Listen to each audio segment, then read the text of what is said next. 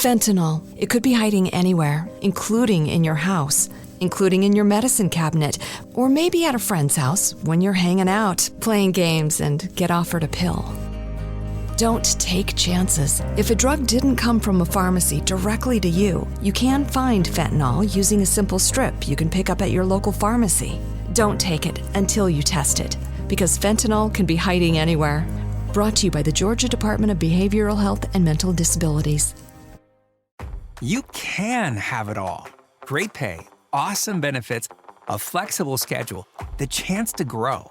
At Cox, we're recruiting auto and diesel technicians to join our Mannheim and Fleet Services teams. If you're ready for a new job and want to experience an award-winning workplace, drive your career forward with us. Visit cox.career/autotech to learn more. That's cox.career/autotech.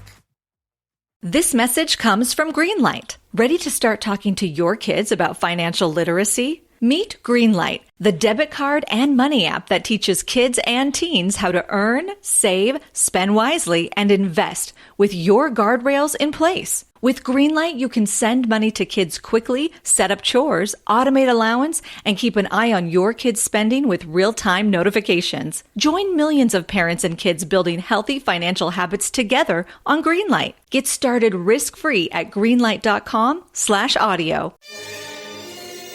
It's the Opperman Report. And now, here is investigator Ed Opperman.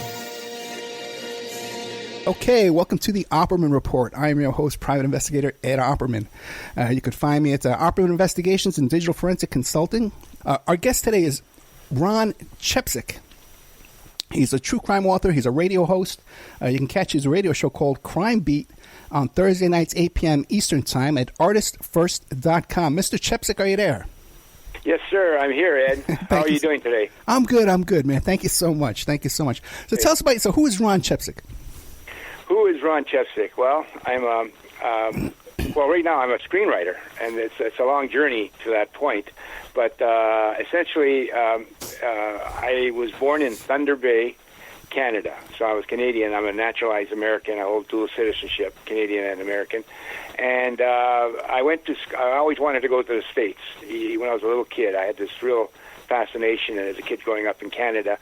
So when I was 19, I went away to college. I went away to a college in Minnesota, and I graduated there in 4 years. I was during the hippie phase, so I wasn't too ambitious during that period.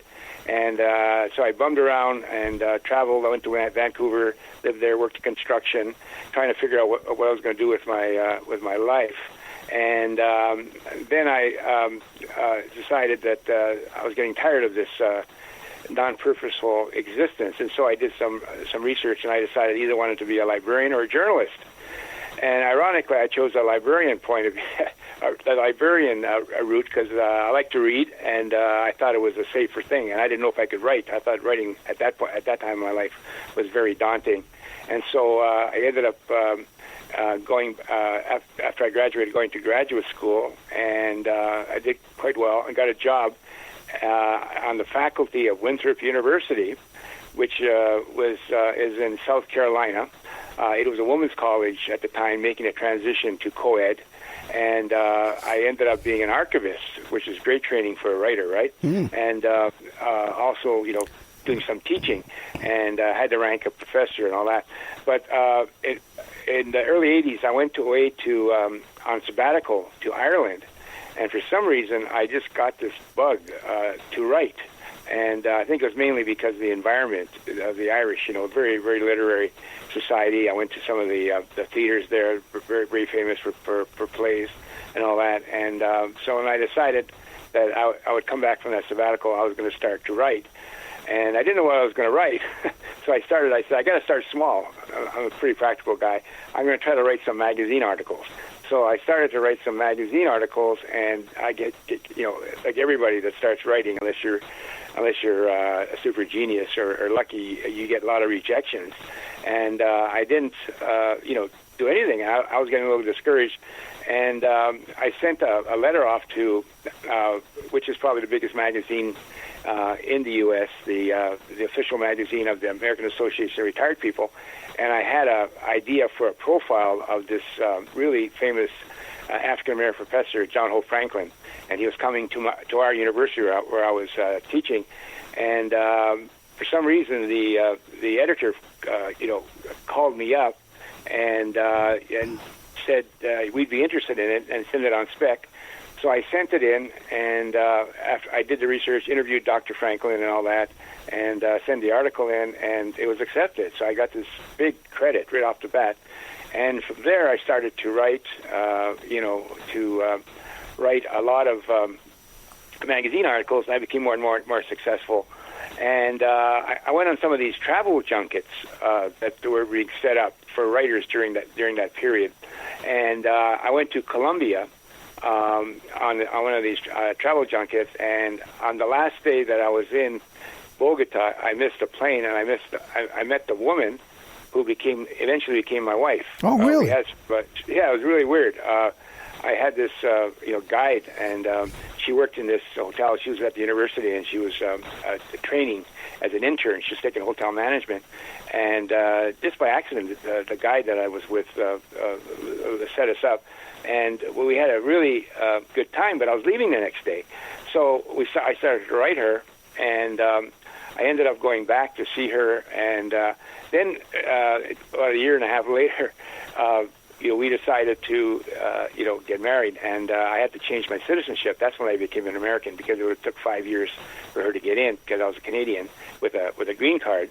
But when I became a citizen, it just took 3 months. And while I was there, I was writing about the Colombian drug trade, because it was really, this was the late 80s, and Escobar was running crazy, in Colombia. So I was getting a lot of assignments from magazines, and I was building up quite a good resume of articles, investigative articles on the Colombian drug trade, and also a lot of sources too. I was interviewing, a lot of DA. I met some people that were involved in the drug trade too, that were part of my network, and on all that. And then so we got married, but I decided at one point that I wanted to write a book, and this is where I moved into books. And so I wrote a book about the Cali cartel, which became the history of the organization. And a lot of people think Escobar is the biggest Colombian drug trafficker, but he wasn't. It was the Cali cartel led by the Rodriguez Orjuela brothers, Gilberto and Miguel. And so I did this book on that, and that got me moving towards writing books. And so after I finished that book, I was wondering what am I going to do next? And I always liked blaxploitation movies from the 1970s, like Black Caesar, Superfly, Shaft, and all that. And I was wanted to do some background research on that, and I really couldn't find much on it, And I discovered that a lot of the movies were based on real life characters, from that period, like Frank Lucas and Frank Matthews. So I did a book called Gangsters of Harlem, and from that book led me into black organized crime. And eventually, I did about 3 or 4 books. I became sort of an expert on black organized crime.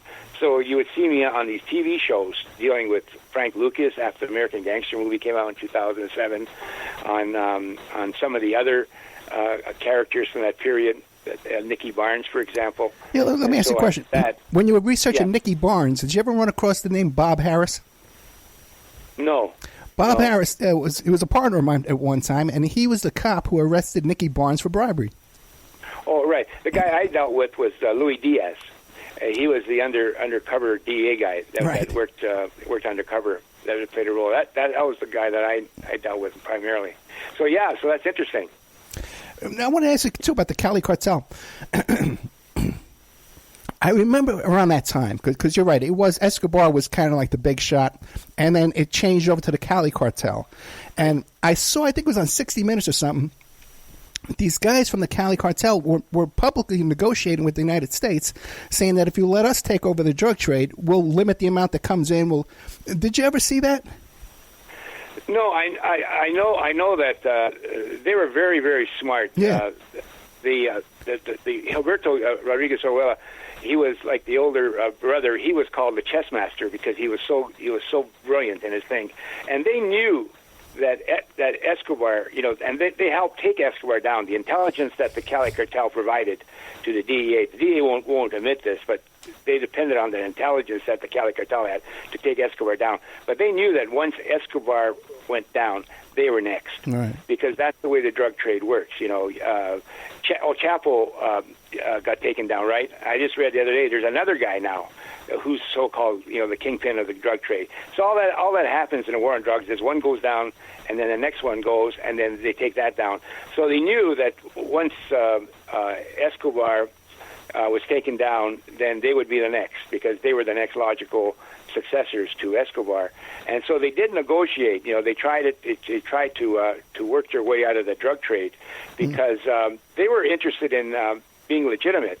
They looked at themselves as the Kennedys of Colombia, where Joseph Kennedy was a big bootlegger, right? Yeah. In the 20s and all that, and they were looked at themselves as the precursors of a dynasty that would eventually come to be very powerful in Colombian politics. So that was their goal. They wanted to legitimize themselves so they could go back into society and all that. But the authorities, the DEA and the U.S. government, didn't go for it. And so they were forced to try to figure out a way to get out, and there was really no way, because that's the logical conclusion. When what happens is you become too big for your own good, and that's what happened. So when the Cali cartel was taken down, the Colombian drug traffickers that followed them realized that that was their big mistake, that they were too big. Escobar was too big, and the Cali cartel was too big. So and why should they handle the drugs into the U.S.? So what they became were cartelitos, smaller cartels, and what they would do is they would take the drugs and give them to the Mexicans, and so the Mexicans, who were really subservient to the Colombian drug traffickers under Escobar and Cali, became the primary traffickers when it comes to cocaine coming from Latin America. And then we have the problem you see today, right? The drug trade is now on our border, and the Mexicans are in, drug traffickers are in 200 cities, and we have even a worse problem than we did in the 1990s with the Colombian cartels.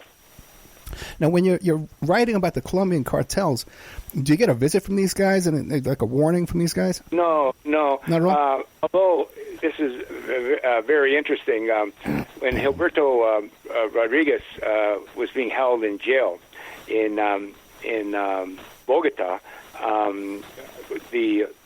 my wife's family had a party, and I didn't know it at the time, but one of the bodyguards of Gilberto, they had something like 22 to 26 bodyguards, but the guy that was heading up the bodyguard detail showed up at the party.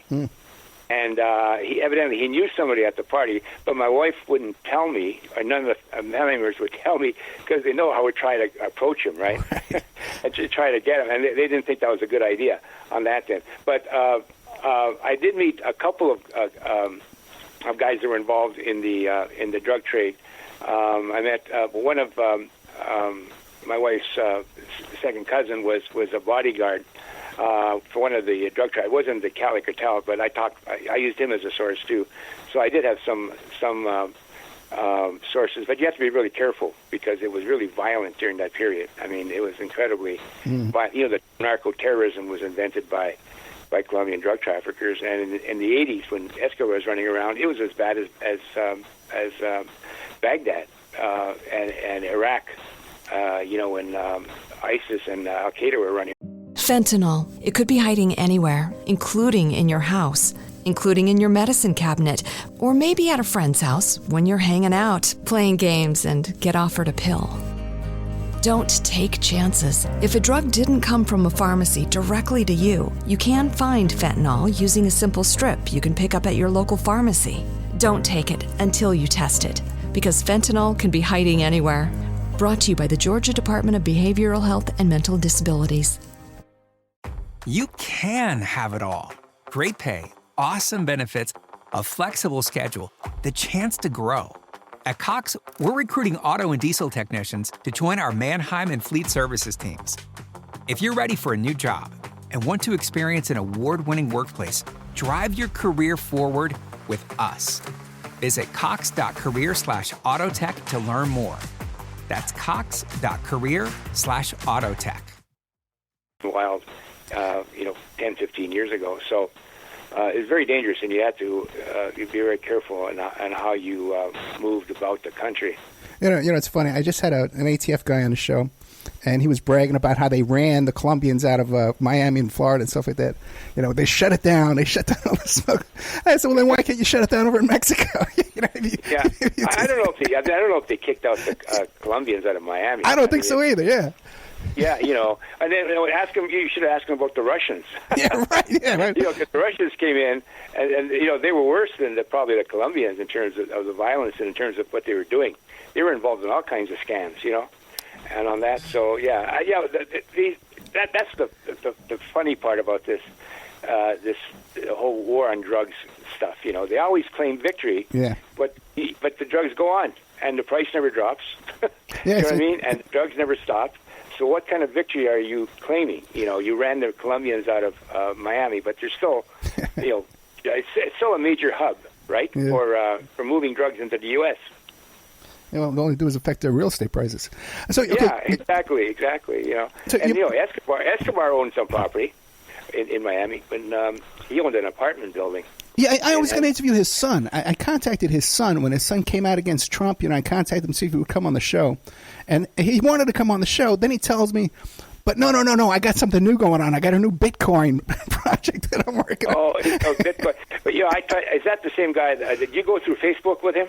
And I don't remember how I found him. If that's the same son, I tried to contact him. I had actually a direct email to him, or somebody gave it to him, and he never got back to me. No, he got back to me, but then he didn't want to talk about Trump anymore. He wanted to talk about his Bitcoin project. Right, which is really bait and switch. Pretty boring, right? Yeah, right. What are you going to do? Who cares about that anyway? Yeah. So you mentioned Russia, right? You just got back from Russia, right? Yes, I did. How did all this come out? 3 days ago. How did all this come about? Well, I always wanted to go to Russia. I've got a bucket list of places I haven't been to. I've been in over 70 countries, and I've reported from 35 as a journalist. So I always wanted to go to Russia. But the way I got to Russia this time is I had, and he's been on your show, I believe, John Mark Dugan, renegade ex-cop from Palm Beach, Florida, who's living in Russia. He sought asylum. He had to flee because of the charges put out by the U.S. government and all that. But I had discovered John's book, Bad Wolf, and I said, this would be a great guy to be on my show. And so I got him on my show about a little over a year ago, and we had a good conversation. And I was looking at the book, and I was saying, you know what, this could be a feature film. And I had moved into screenplays about 5 years ago. I've got 3 or 4 of them optioned for movies. And I said, this would be an interesting project. And so I wonder if John would be interested. So I talked to him, and he said, yeah. I sent him a couple of my screenplays, and he said, yeah. He said, let's do it. So we signed an agreement. And so I started working on this, and I decided I was going to come to Russia and talk with John in person about the project, because I was moving along with it and all that. And I'm thinking about like a television series, which is what I thought the project would lend itself best to.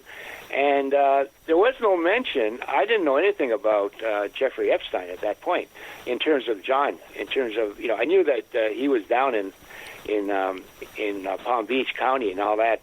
Epstein, I didn't make any connection with John. Right. And so a couple of days before I was leaving, I see these reports start coming out that somebody leaked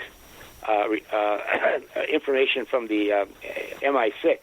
That there was damning information on these tapes that were taken from his home in Palm Beach, and that John had a copy of these, and they reported incorrectly that maybe the Russians had it too. Right. And so all of a sudden, and John never told me about this because he had kept it secret. But now, he was out in the open, he was exposed, so he had to protect himself, right?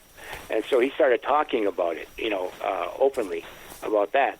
And so when I came over, we talked about this, and John filled me in. It was really crazy. He was getting like 7 calls a day for interviews, from all over the world. People wanted to know something and all that. And then he decided that he would open the file that he had and let me take a peek at it, just to prove that what he had was the right thing. He wasn't making it all up. Right. And so that's what happened. He did that, and we had about like 3 minutes or so. I saw a couple of scenes, pretty disgusting stuff, and then he closed it up again, and so that's how I got involved with it, and so when I was coming back, it was really strange. I've been sitting in the Heathrow airport, and I get a message that MI6 is going to detain me. British intelligence is going to detain me and talk to me. And I said, what? And I found out later that this was a report circulating among journalists. I don't know where they got that from. And so I waited. Nothing happened. So I got on a plane and came back here. I was really tired. I was up for like 36 hours, and I had messages from these journalists, wanting to talk to me. And one journalist called me, and I'm, pretty tired and all that. And she said, I understand you've got a copy of the tape. Oh my God! And I said, what? I said, who told you that? She goes, oh, that's being reported on these journalists. I said, that's crazy. I said, first of all, if I took the tapes, I said I'd be carrying child pornography, right? I mean, if somebody opened them up, and I tried to explain that they had something to do with this Epstein guy, they wouldn't care. I was still carrying that. I said, I'm not going to do that. And second of all, I said, I'm not interested in that. I'm working on a television series on that. And so she wanted to call me back, and I told her, nah. I said, you talk to John first, get your story straight, and then maybe come back to me. So I just, ignored her calls and all that. And so this is where we are now, and I'm working the Epstein part of the story into my series that I'm trying to develop. Well, now, on that, when you looked at these images, right? How do you know that it was related to Epstein? Maybe he just got some. Here's what I like. John actually saw a little bit more than me because I was sitting at the desk. And he opened it up without telling me, and I was working, and I started hearing these weird sounds, and they're sounds of sex, right? And I said, John, what's going on? So I opened the file, and so we took a look, and all we saw it was obviously, I've seen enough movies, right? It was a surveillance camera, that was coming probably from a wall, right? And it was a little bit in the distance, and you could see, a young girl walk in, into the bedroom, and she was, half naked, and she looked really young, and then there's this older guy come out. He could have been even in his 60s and all that, and then they started to have sex, and then we did that for a couple of scenes, and then he closed it up. So it was about 3 minutes or so, and I said, you got the real thing. I said, on that, and then that was it. Okay, but how do you know that this just wasn't some run-of-the-mill porn that's available on the internet and that it's connected to Epstein? Well, because that was a file that John had that was given to him from by that guy in Palm Beach. They didn't trust the authorities. He thought they might cover up, so he gave him a copy of the tapes. Yeah, I know that's what John says, but how do we know that's true? Well, I mean, I got to go on some faith, right? What am I going to do? I mean, he opened it up, and I looked at it, and that was it. Okay, I guess I'm a little more cynical than you. Now, another question I have for you, because I worked on this case. I worked on the case, the 2016 lawsuit against Trump and Epstein. Well, okay, let me ask you a question. Why would John be carrying just pornography? Why would he just be showing me pornography? Why would he have that? I mean, that doesn't make any sense. Well, a lot of people have that. There's tens of thousands. Why would he open it up and show me, like, as if, and it wasn't anything like I could imagine about, pornography. It was like a surveillance. It was set up so that people can spy on somebody. You know what I mean? Right. But still, there's really no chain of custody that brings us back to Epstein. Yeah. Now, Now, also, if he has this, why can't he take, like, screenshots? Because there's still victims out there who can't prove their case. There are adult women that are coming forward They talk to me. They want to get a case, but they can't because they have no corroboration of their story. Even girls that went to the Royal Palm High School down there around that time, we can't prove their story. So if John could take screenshots of these victims' faces... Why don't you ask him to do that? I'm going to have to ask him to do that. Okay, but this... yeah. I mean, I'm just a writer working on a television series that came to see him, so I'm not interested in the dynamics of the case, you know what I mean? I'm not out to right the wrongs of society or anything like that. I mean, that's for other people to decide. But if you want him to do that, you talk to him and see what he says. Yeah, I can't speak for him. I can't speak for him on that. Yeah, no, I'm definitely gonna talk to him about that. Now, what about? He also said that his passport was canceled. Were you there for that too? No, I mean, I didn't have any direct knowledge of that. But I would assume. I mean, why would he have a passport if he's living in Russia in an asylum and the FBI's after him? I would assume that they would cancel his passport. I mean, that would be one of the first things the government would do. When I just interviewed him the other day, he said that they just canceled his passport that same day, like 2 days ago. No, I didn't think about that. You didn't hear about that? Okay. Now, also too. Now, what do you make of his connection to the Russian government and to the Russian intelligence? He had no. Well, I'll tell you something. Yeah. The thing that really shocked me was, or surprised me, was, he's left alone. There's absolutely no contact with the Russian government. Well, the day I came, he had to give a speech about his immigration experience because they wanted to learn, about what he thought of coming into this country. So he gave like a 5 or 10 minute speech that day I arrived and all that. But outside of that, there was absolutely no, contact with anybody with the Russian government when I was there. I mean, it was like he was just a normal citizen, and I thought that was surprising to me. I asked him about that. I said, I find it hard to believe that no one's bugging you about this from the government. And he goes, yeah, they haven't done anything. They left me alone. And if he did have this, wouldn't the Russian government now take an interest in him if he was in possession of material? I don't know. You know what? I can't speak for the Russian government either. I don't know what's going on with them. Right. In relation. I just could tell you what I observed. Right. I'm not to write that. Tell you what I personally observed. Yeah, that's why I want to ask you because you were there. You saw stuff. That's why I want to ask you because you were there. You saw. Yeah. And like I said, it was very, very surprising. And I wasn't bugged. I mean, I never had. It was a stereotype I had of Moscow. I thought it'd be like the Soviet Union days. Very gray, very dull. But Moscow is like an incredibly vibrant city. I mean, there's so much nightlife going on, and the people are very nice. I mean, treated really nice, very polite. Nobody honks in traffic, except we did once, and we felt really bad about it because we did that. But outside of that, it was an incredibly enjoyable experience. And I met Americans that were living there, not because of ideological reasons, because they wanted to live there. They liked it there, and they were having very, very normal times living in Moscow. So it was very, very interesting from that perspective. To sort of destroy the whole stereotype I had of the place. And when you were researching his background to do this TV show about him, did you have any suspicions that he might have more connections to Russian intelligence than he lets on? No, not really. No. I mean, if he's doing that, he's doing that very, very surreptitiously because I saw no evidence of anything there.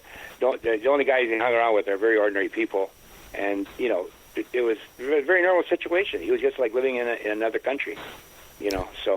Fentanyl. It could be hiding anywhere, including in your house, including in your medicine cabinet, or maybe at a friend's house when you're hanging out, playing games, and get offered a pill.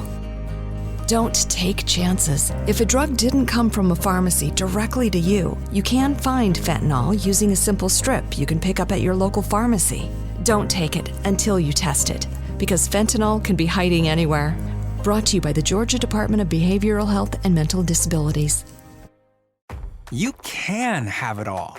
Great pay, awesome benefits, a flexible schedule, the chance to grow. At Cox, we're recruiting auto and diesel technicians to join our Mannheim and Fleet Services teams. If you're ready for a new job, and want to experience an award-winning workplace? Drive your career forward with us. Visit cox.career/autotech to learn more. That's cox.career/autotech.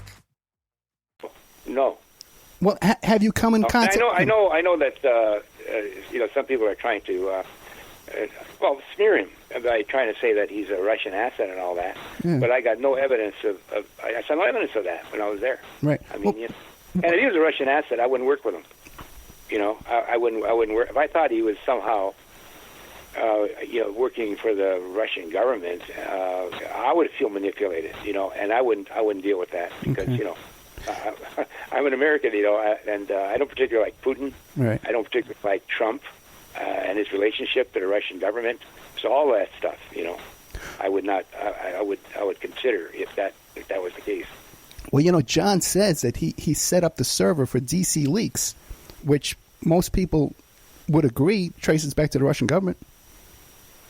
Yeah, well, I don't know too much about that part of it yet. Okay. I'm still researching the story. Okay.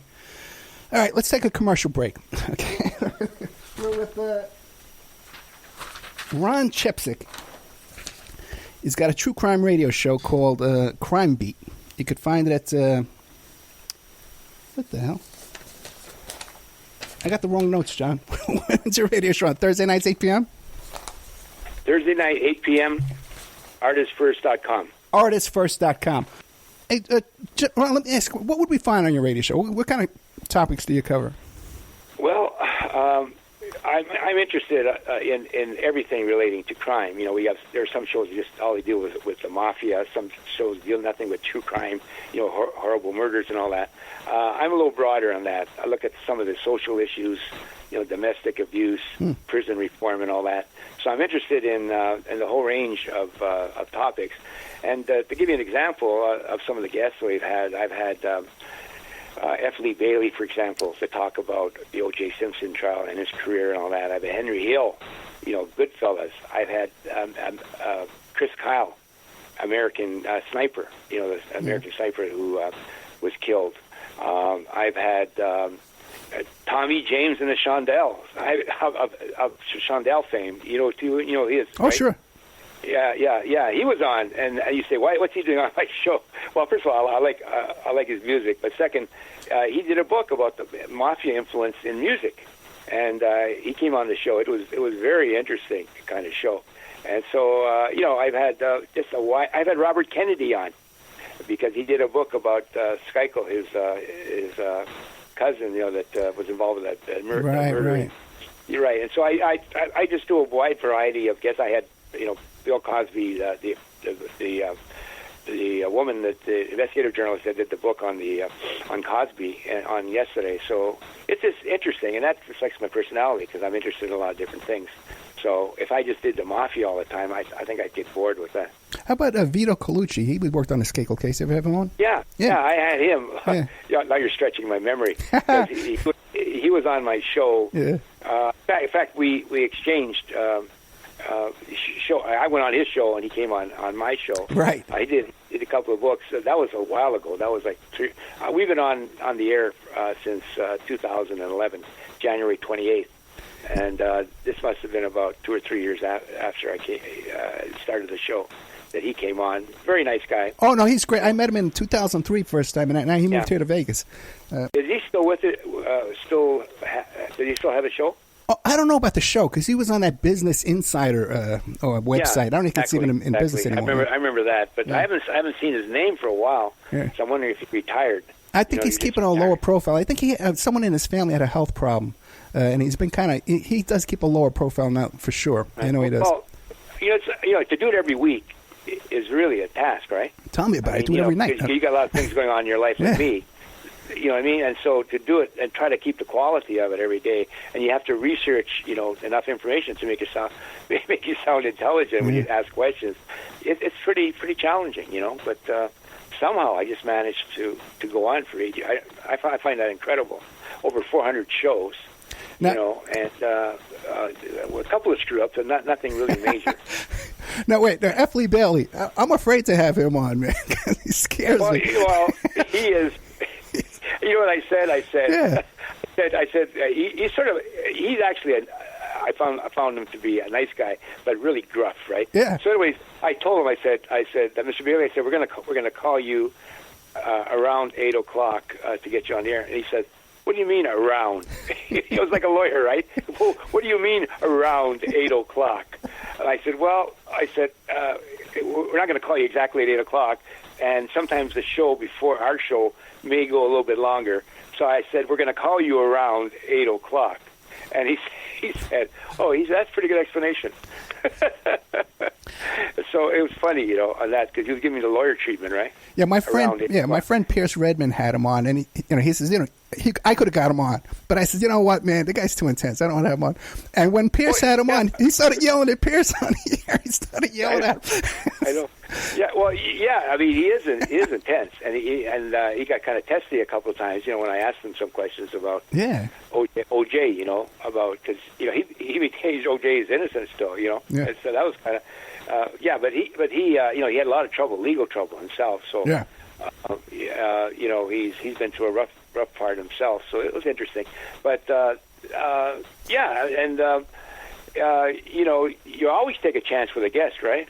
I mean, you never know what's gonna happen. I won't mention a name. I had one guest on that was drunk, and it was kind of a incoherent discussion, but it turned out to be pretty good because it was kind of funny, And I don't know if any of the audience really picked up on that or not. But, yeah. Sometimes you'll have a guest on and you could tell they're drinking as the show goes on, and they're just getting worse and worse as the show goes on. On that sort of stuff. Yeah, I had Henry Hill on, right. And he tried to pull out about 15 hours or so before the show started, because I had notified this website that he was going to be on the show, and they were real excited, and they published a press release, and I thought I would getting good with Henry, and I sent it to him. But he was really upset with the press release. For some reason, he didn't like it or something, and he was going to go on the show. And his girlfriend, finally talked him into going in, and he finally came around. We had a great conversation. It turned out to be really good. And he was in really good form on that. Now, you mentioned before we went on the air, you mentioned that you have a couple of books are optioned, and one was called about Atkinson. Who's that? Yeah, Ike Atkinson, Sergeant Smack is the name of the book. Great title, right? He was a master sergeant in the U.S. military, and he left the military in the early 60s and went to Thailand and became a big drug dealer using the cover of the Vietnam War and the U.S. military. He used U.S. military planes going back to the U.S. to ship drugs back to the U.S., and according to the DA reports that I got, they estimated that he could have shipped in the equivalent of today's money over $1 billion worth of heroin. Although Ike himself disputes that. I did like 40 hours of interviews with him, and we became friends on that. He passed away in 2011, 89 years old. And he's, I consider that one of the most interesting stories in the history of the drug trade. So I'm working on a TV pilot and series Bible, they call, which outlines the series. I had somebody option the book, but I wasn't I'm not too happy the way they've done it, and they haven't been aggressive enough. So I'm waiting for the option to expire at the end of November, and I got this thing ready to go, and I got people interested in it, so I'm going to be sending it out. And in terms of screenwriting, I just got two. I just sold two scripts. One about a hitman, and another script based on a true story about the Missouri prison system. And both scripts were sold, and right now I'm in the process of finishing up the paperwork for them. But it sounds easier than it is. It's one of the hardest things that I've done in my life is to write a screenplay and try to sell it. Yeah. It's very, very, very difficult. Yeah, I got a TV thing in development right now myself. It's a pain in the ass. I studied that, and I recommend this to take formal study. Screenwriting U on the internet. I took preliminary 6-month course, and then I went into a more serious course about 18 months. So I had like almost 2.5 years of what I call screenwriting education, and I couldn't have reached the point I have now without that, because I think it's a craft, and you have to learn certain conventions that go with it, and you have to keep working at it every day, and then you got to learn how to market it. I mean, it's one thing to write a script, but another thing to market it, and that's another incredibly challenging thing that you have to do. Let me ask you, now that you're working with John, do you have any plans to go back to Russia? Yeah, I think. I liked my experience there, and I made some friends. Really, really good friends. We had a really good time, and I think maybe next. I'm going to wait till the project reaches a certain point, and then I'm going to go back probably to see him. I don't like traveling as much as I used to. Like I said, I've traveled extensively, so I don't like staying more than a week now in any place. So I'll probably go back for a week. And it's also a very grueling trip, to go from Charlotte, North Carolina, to Moscow, Russia. It's like I said, I had 36 hours without sleep on the way back. Yeah. So I'm planning to do that. Yeah, I just flew standby to Washington, D.C. It took me about 36 hours. Okay. What? You're kidding me? No, because we're on those buddy passes, that pilot buddy pass thing, Yeah, yeah. So everybody gets on the plane. If there's any empty seats, then you get to go on, but one after another. Well, flying is so it's so uncomfortable today. They got the seats so close. Yeah. But on the way there, I flew from Charlotte to Heathrow on American. It was like flying 20, 25 years ago. For some reason, the plane was great. They had wide area between. You could put your legs out. I'm about 6 feet. And they were really nice, and the food wasn't that bad for airplane food. But the British Airways with another thing, it was awful. I really hated the experience. So I may have to change the airline if that's possible next time I go. Yeah, a couple more quick questions about Dugan. Now, is he worried that the Russians are going to come to his house now and demand he turn over these tapes? No, we never talked about that. That's a good question. We never talked about that, and he never raised it either. I just think he's playing it from day to day. Okay. And like I said, he is very relaxed because he's not being monitored. Not like the old KGB spy days, right, where people followed you and all that sort of stuff.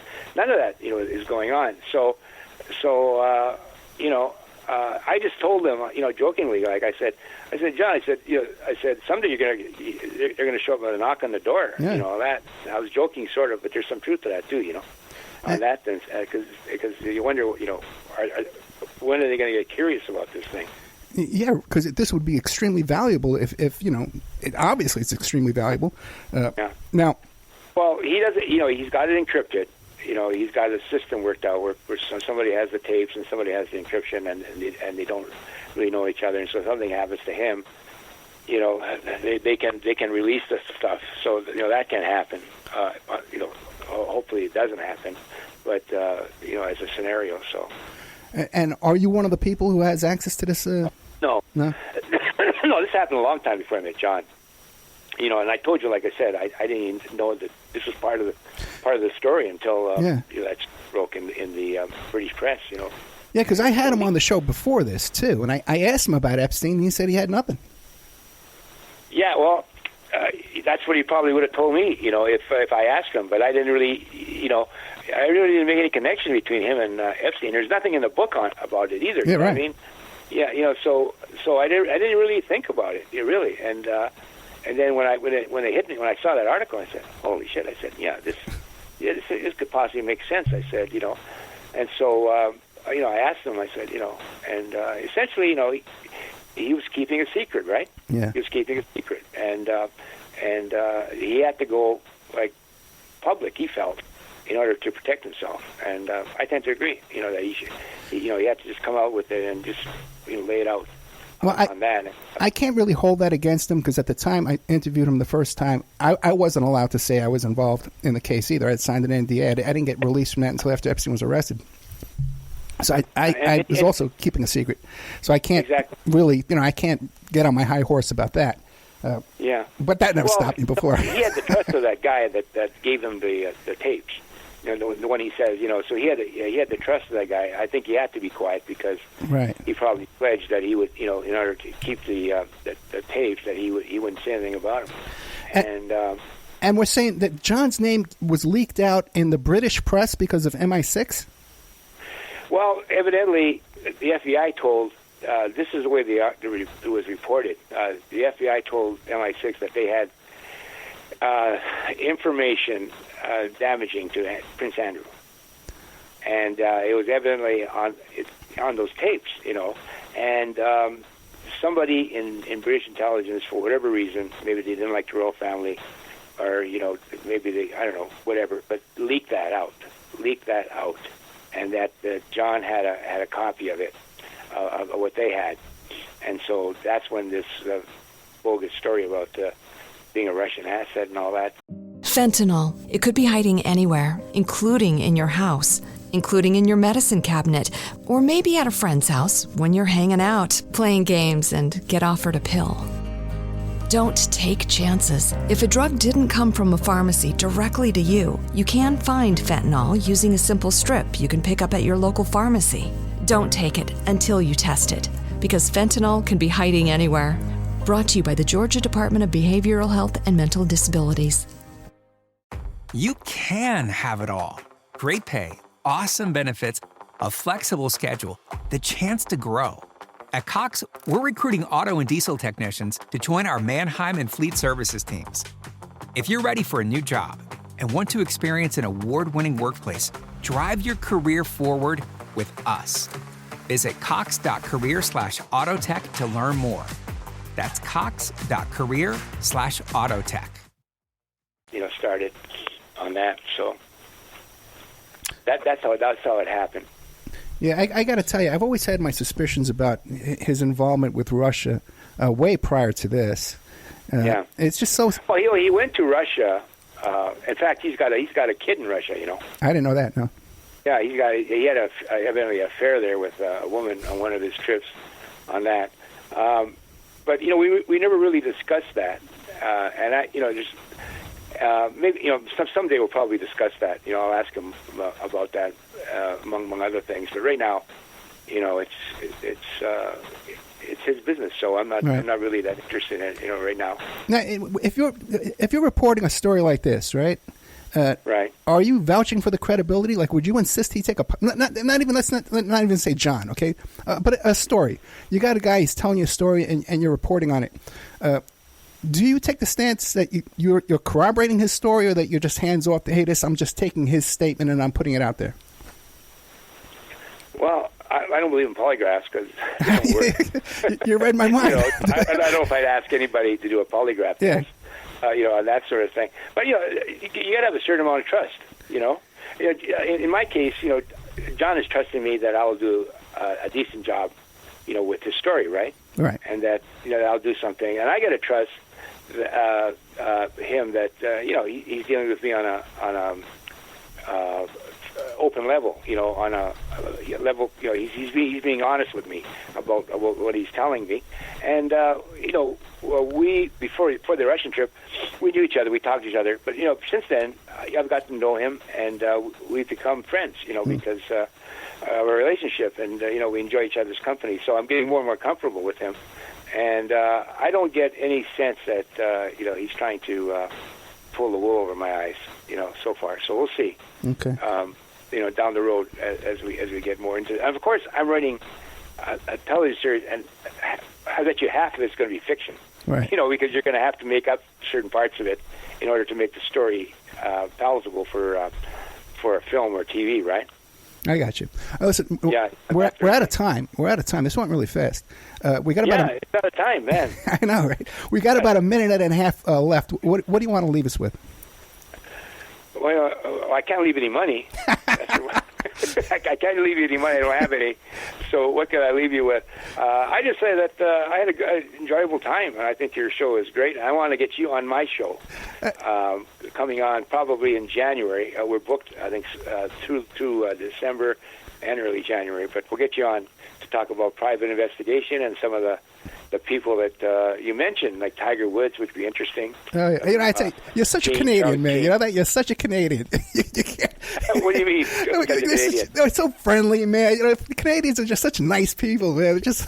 Yeah. Actually, you get to know me. I don't know if you call me nice.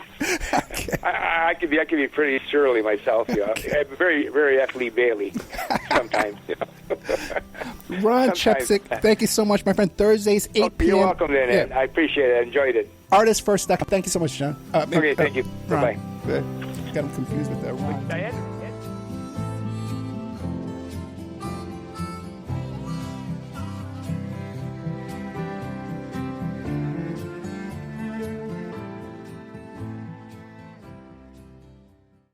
Fentanyl. It could be hiding anywhere, including in your house, including in your medicine cabinet, or maybe at a friend's house when you're hanging out, playing games, and get offered a pill.